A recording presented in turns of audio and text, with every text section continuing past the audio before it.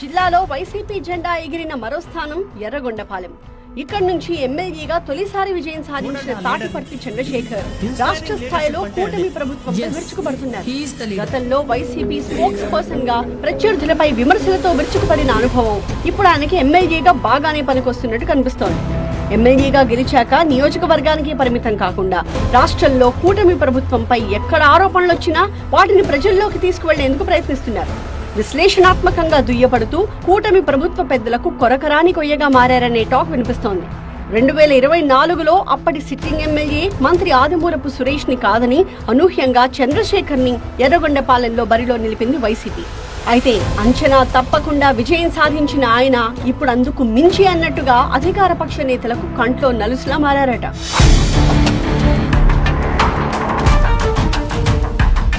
ఇద్దరు మంత్రులతో సహా 10 మంది అధికార పక్ష ఎమ్మెల్యేలు ఒకవైపు ఉంటే ఇద్దరే వైసీపీ ఎమ్మెల్యేలు ఇంకొక వైపు. మరి పొలిటికల్ తూకం వేయాల్సి వస్తే ఖచ్చితంగా ఈ ఇద్దరు వైసీపీ ఎమ్మెల్యేలదే పైచేయిగా కనిపిస్తోంది అని జిల్లా రాజకీయ వర్గాలు అభిప్రాయపడుతున్నాయి.